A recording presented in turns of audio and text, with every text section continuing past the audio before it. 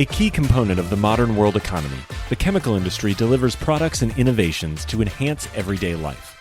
It is also an industry in transformation, where chemical executives and workers are delivering growth and industry-changing advancements while responding to pressures from investors, regulators, and public opinion. Discover how leading companies are approaching these challenges here on The Chemical Show.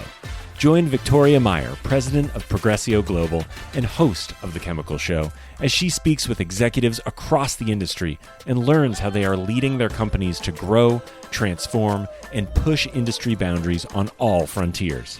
Here's your host, Victoria Meyer. Hi, I'm Victoria Meyer, host of The Chemical Show. This week, I am speaking with Lynn Bergeson, managing partner of Bergeson and Campbell.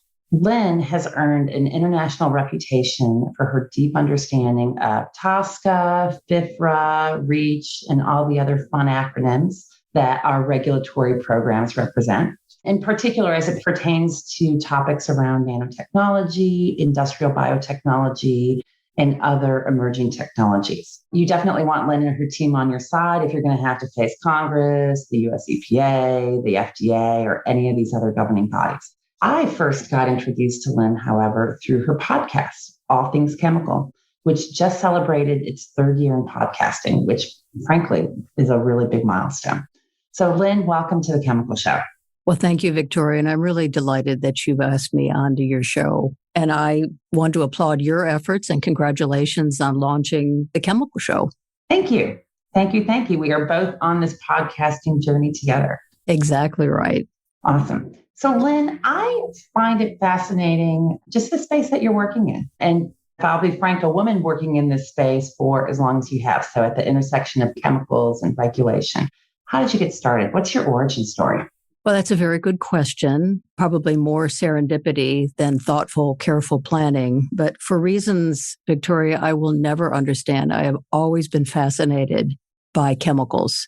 I didn't have a scientific background in college, but when I became a lawyer and was first introduced to the wonderful world of industrial chemicals, I just had an affinity for TSCA.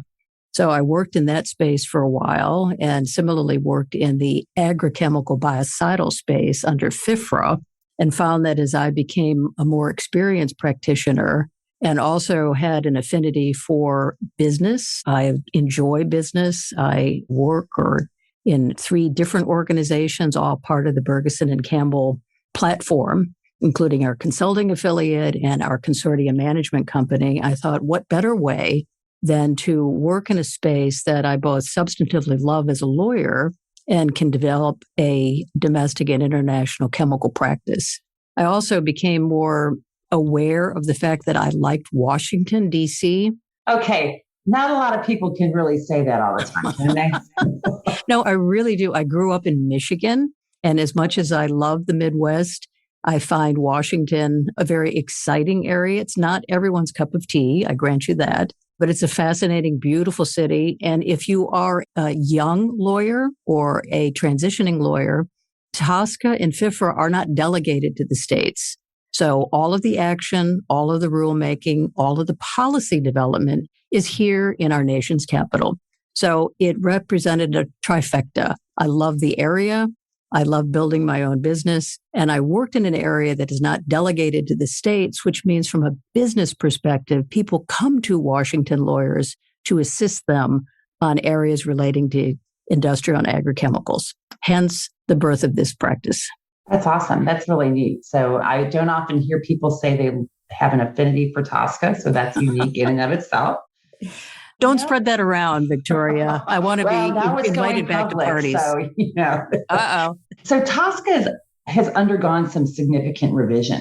And how has that changed or influenced chemical manufacturing and distribution? Dramatically, in a word. And I'm not sure our clients and big chemical in the United States fully appreciated the seismic influence the Lautenberg amendments in 2016 had and is having on domestic chemical production and distribution. Lautenberg really fundamentally altered the architecture of industrial chemical regulation, putting far more emphasis on targeted chemicals, those chemicals identified as high priority substances under TSCA.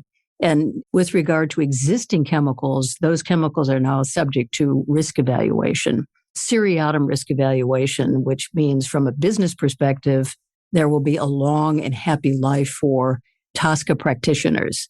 But from a new chemical perspective, the changes to EPA reviewing and approving new chemicals has changed dramatically as well.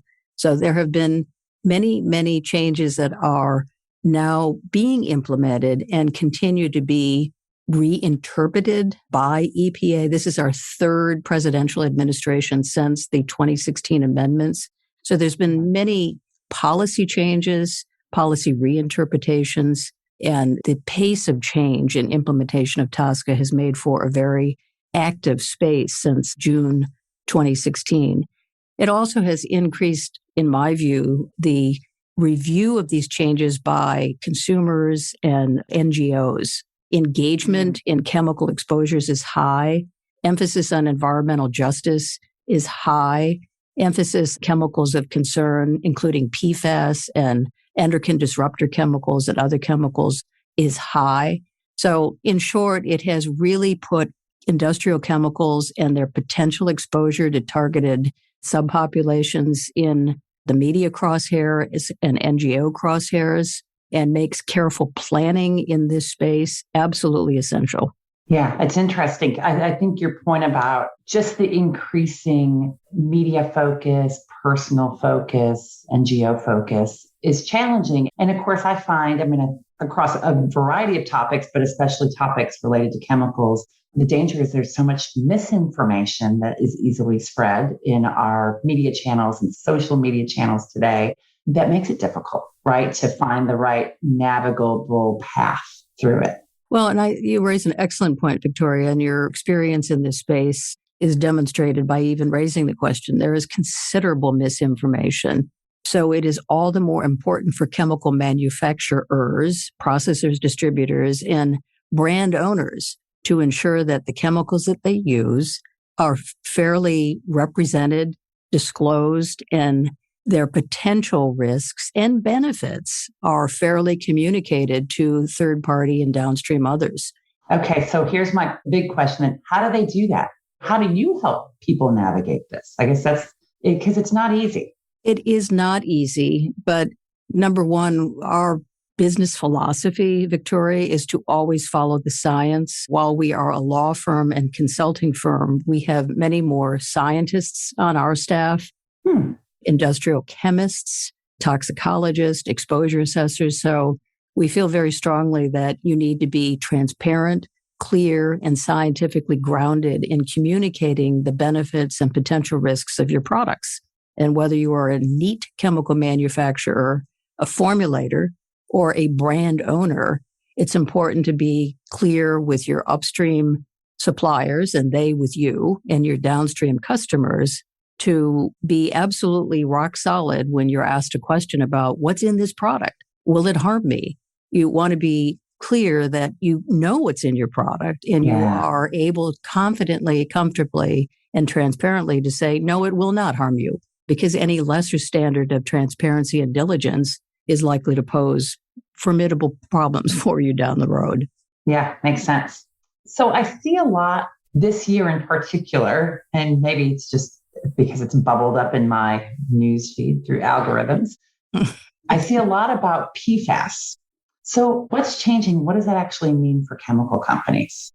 Well, there is a lot of focus on PFAS, and there has been actually for years. This, as you know, is a synthetic class of chemicals that have been around for a long time. And because of their widespread and well-known persistence and potential adverse human health and environmental effects, there is certainly a domestic and increasingly global focus on diminishing the amount of PFASs as a chemical class in the environment and in products, which has been the source of considerable regulatory activity here in the United States. So the class of chemicals are well known. There are thousands of them. The agency just this past year put forward a definition of a PFAS substance, which has helped everyone understand what it includes and what it doesn't include. Makes sense. Mm-hmm. Yeah, I mean, it definitely helps to know what the category is and set boundaries, right? Because then you can work with those boundary conditions. Well, at least you can have clarity with regard to if you are required, as EPA has proposed a rule earlier this year to disclose the types of PFAS substances that you manufacture and distribute, or might be included in an article if it's being imported into the United States. You need to know what you are required to do, right? And so the definition is helpful in defining the universe of chemicals that EPA has expressed interest in. And ultimately, there are many other rulemakings and other environmental media. I think most particularly, though, under the Toxic Substances Control Act with respect to disclosing the presence of PFASs, there are a number of rulemakings with regard to whether a PFAS that is not yet listed on the TSCA inventory should be permitted into the United States through a manufacturing and import opportunity, or even subject to what we call a low volume exemption. So there's considerable scrutiny in trying to really understand how a PFAS substance might both impart properties that are valuable and reasonable and not allow chemicals that are perceived to add to environmental harms through their persistence, bioaccumulative, and toxic nature. So anybody in this space or relying upon the functionalities of these substances need to be mindful of what these chemicals are and what the potential regulatory opportunities are, because that could diminish their commercial utility. Yeah. I mean, eventually I think things could get regulated away, right? Their use could.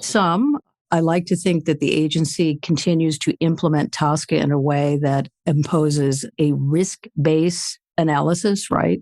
It's not that chemicals must pose no risk, they must pose no unreasonable risk. That's a good point. As a stakeholder in this space, that chemicals are capable of posing risk. The question is not whether they do, but whether they are unreasonable given the valuable properties and essential nature that they provide. So that's the delicate balance that we will be dealing with for years to come on how to allow certain PFAS substances that offer value and are essential in electronics and in other industry sectors versus diminishing, if not eliminating, as you suggest, Victoria, PFAS substances that pose unreasonable risk and hence need to be regulated. Yeah, interesting. So, I mean, I think the whole aspect of risk management around this is critical. And, we are seeing a lot of innovation across the chemical industry, right? So there's an accelerated focus on sustainability, digitization, which, thankfully maybe, on its surface is less about chemicals, but, when you get into the computers, there's all kinds, but also a lot of green chemistry. So we've got a lot of focus on innovation. And yet you kind of referenced earlier that with the revisions to TSCA and stuff, it's becoming maybe a bit more challenging with new chemicals. So what do you see as some of the challenges with chemical innovation today and bringing in new chemicals or new ways of manufacturing chemicals? Well, that's another excellent question, Victoria. We spend an awful lot of time helping chemical innovators enable their substances to enter the stream of commerce, which since the 2016 amendments to TSCA now force EPA to make one of three determinations. So the regulatory burden has shifted considerably to the innovator to prove that the chemical they wish to innovate and commercialize in the United States poses no unreasonable risk. So the process is considerably more challenging now than it was in the 40 years TSCA existed when it was first implemented in 1976. And as I noted earlier, because three different administrations have taken a shot at implementing Congress's writings in 2016, the standards and interpretation of how to demonstrate no unreasonable risk have been a little bit of a moving target, okay? So in addition to the shifting standards, the fees associated with commercializing a chemical are considerably higher than they used to be. It used to be $2,500 to submit a new chemical PMN application. Now it's about $16,000. And often the absence of specific data with respect to your new chemical innovation can be the subject of considerable frustration because the agency uses various computer models to predict the toxicity of a chemical, which tend to be very, very conservative. So at the end of the day, Victoria, the process has become more expensive, more uncertain, and more challenging, which has the effect of perhaps chilling the submission of new chemical applications. And those that are submitted are subject to very significant scrutiny. Mm-hmm. And if you're a new chemical innovator, you're often relying upon investor resources to kickstart your company. The absence of certainty with regard to whether you will have an approved PMN substance after the 90-day review period tends to put a crimp, right, in commercializing products where it's not a sure bet. So for a variety of reasons, the number of applications has decreased since Lautenberg, and the percent of chemicals that are now subject to restriction through the imposition of significant new use restrictions or consent orders has increased dramatically. We'll be right back. At Ecovist, they're accelerating the transition to a sustainability-driven future. Their long history of innovation, expertise, and customer collaboration supports the development of proprietary catalysts and services across their two industry-leading businesses, Advanced Materials and Catalysts and Eco Services. Advanced Materials and Catalysts is a leader in proprietary and customized technologies for polymers, cleaner fuels, emissions control, and circularity. Eco Services is the largest North American recycler of spent sulfuric acid. Ecovist, your catalyst for positive change. Interesting. Is it easier to get a product approved in the U.S. if it's already been approved elsewhere? Is there a benefit that you get, and does that drive innovation in different regions, or do you see it as being kind of neutral? I think it's probably pretty neutral if, depending upon what other jurisdiction to which you are referring. If it's the European Union, you might have greater access to data that could support a new chemical application here in the United States, which is, an upside. But the fact that another jurisdiction has approved a chemical doesn't necessarily help or hinder an application here in the United States. The agency's legal burden is clear. The agency's response to the absence of data on a substance is clear, and that the agency will use various computer models to assess a chemical's risk potency.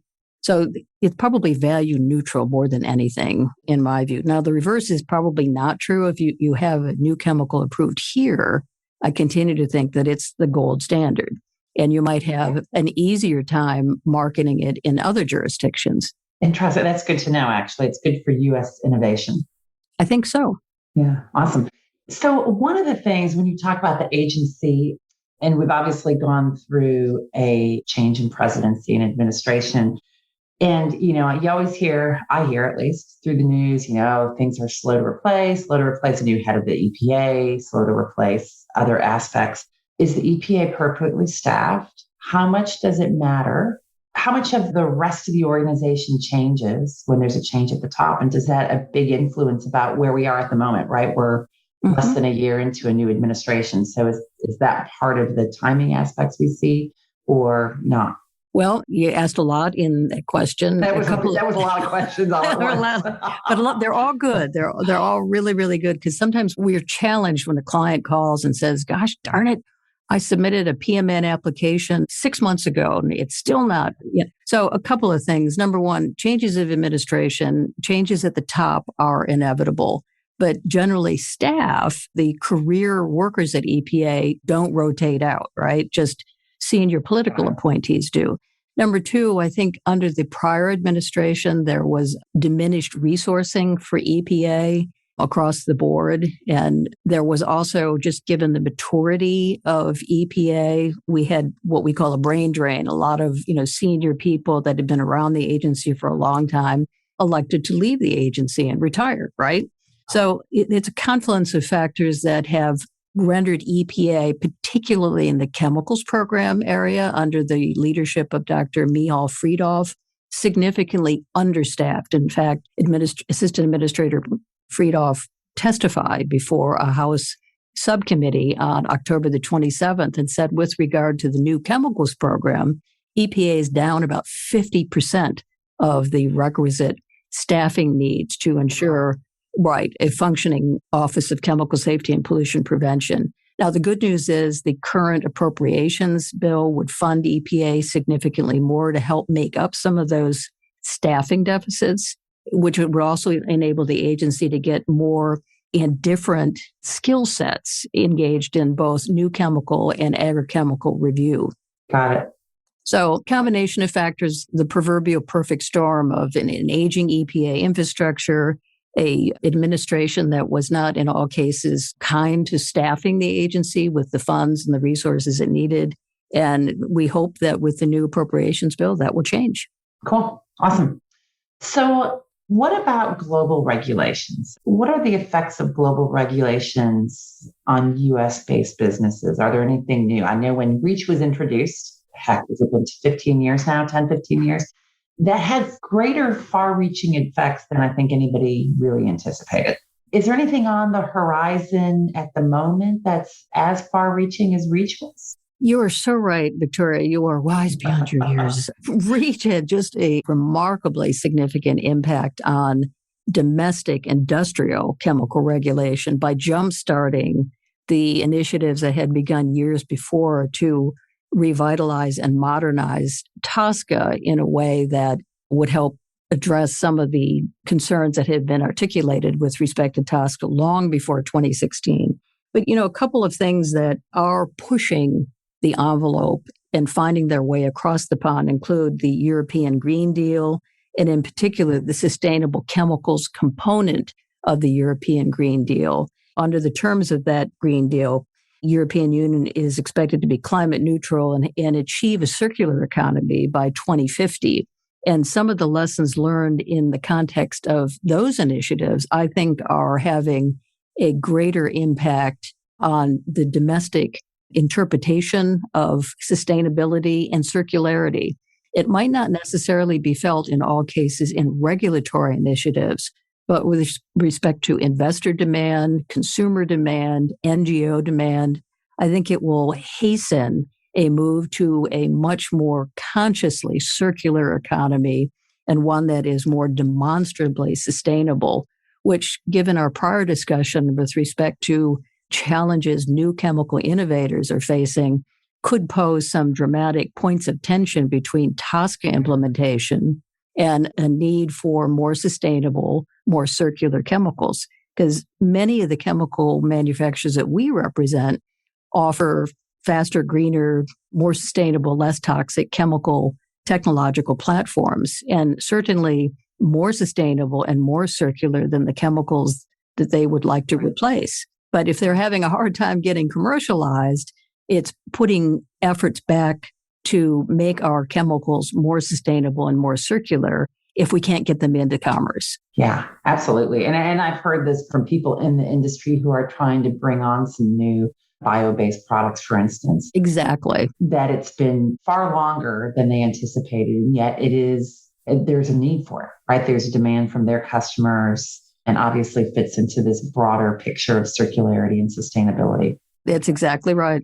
Yeah. So Lynn, you launched a podcast, All Things Chemical, 3 years ago. Mm-hmm. What prompted that? And what have you learned from that podcast? Well, what prompted it was, I think, our collective belief that there is a wonderful story to tell with regard to chemical substances, both in the industrial, agrochemical, and biocidal space. And sometimes all of the other platforms in which we operate. We have 4 blogs. We maintain a vigorous email memoranda system where we push out information, but it's very one-dimensional, right? It's just reading. And many of the very diverse stakeholders in the community in which we're fortunate enough to work, including chemical leaders, government affairs specialists, members of Congress, EPA officials, NGOs, and others, just have fabulous stories to tell. And I don't mean stories in the sense of fictional stories. I mean, their commitment to this space, their commitment to navigating a very challenging commercial space, given all the influences that are brought to bear in commercializing, maintaining, and developing a product that at its roots is premised on chemicals. So we thought, wouldn't it be fun to bring some of these stories to life? And we created the podcast series in a way to fulfill that expectation and round out our portfolio of offerings for people to understand what it is we do and why we do it. Awesome. I think it's great. And I think it's kudos to you for launching it and for having a successful podcast 3 years later. It's great. Well, thank you, Victoria. You're very kind. Awesome. So what is on the horizon for you and or chemical regulations as we get ready to enter 2022? Well, I think there's a lot in store. We're coming into the midterm season, so 2022 legislatively will be challenging. So I certainly don't see much on the horizon there. Interesting, yeah. But this EPA, under Dr. Friedhoff's leadership, is very committed to continuing to implement TSCA, which means the first 10 chemical risk evaluations and EPA's ongoing tinkering with the risk evaluation framework will start bearing fruit in 2022. We'll see more emphasis on what exactly environmental justice means with regard to risk evaluation. How are certain targeted demographics impacted by the agency's evolving policies? We'll see much more with PFAS, the EPA PFAS action plan, how that will play out in the various media, RCRA cleanup, CERCLA cleanup, Clean Water Act regulation, Safe Drinking Water Act regulation, PFASs that are trying to make their way through the low volume exemption and new chemical application. We'll see much more of that. I think we will see additional emphasis on not just PFASs, but all of the chemicals that have been identified to date in the existing risk evaluation process, the 10 that are through and the 20 that are going through, and what products are implicated by conditions of use by those chemicals. And more generally, I think we will see enhanced regulation of articles, finished end consumer goods that contain substances of concern to the agency. It's been a big deal in 2021 as a consequence of EPA's regulation of 5 PBT chemicals. And that will continue to stress the supply chain, both in terms of the availability of products that contain chemicals of concern, like PIP-31 and DECA BDE, but also stress the system in terms of supplier certifications. We began this conversation with transparency and the need to be aware of what chemicals are in your product so you can report that to your downstream customers. And you can ask your upstream customers, what's in this product? That will continue, I think, for many years to come, which will stress supply chain availability and supply chain communications. So we'll continue to see all of that in the next year and probably lots more. Interesting. Well, I'm sad to hear that you think regulations are going to start impacting some of these supply chain availability, because I know everyone across the industry has been struggling with it, but it also makes sense in terms of just where we are and where the industry and regulations are going. Well, and you raise a good point. The supply chain disruptions that we are seeing occasioned by the pandemic and a variety of other issues. It's a very complicated economic equation, but the regulation of articles has added to that supply chain stress and in ways that I think EPA may not have fully appreciated when the rule came out in January of 2020. Interesting. Really interesting. Lynn, it has been really delightful to talk with you today. I'm so glad that you joined us, and I appreciate you taking time to be on the Chemical Show. Well, Victoria, thank you again for inviting me into your house, and I wish you all my very best with regard to your own podcast. Thank you. And thanks to everyone for listening to the Chemical Show today. Please remember to share, follow, and give some feedback. We love to hear from you. Thanks. We've come to the end of today's podcast. We hope you enjoyed your time with us and want to learn more. Simply visit thechemicalshow.com for additional information and helpful resources. Join us again next time here on The Chemical Show with Victoria Meyer.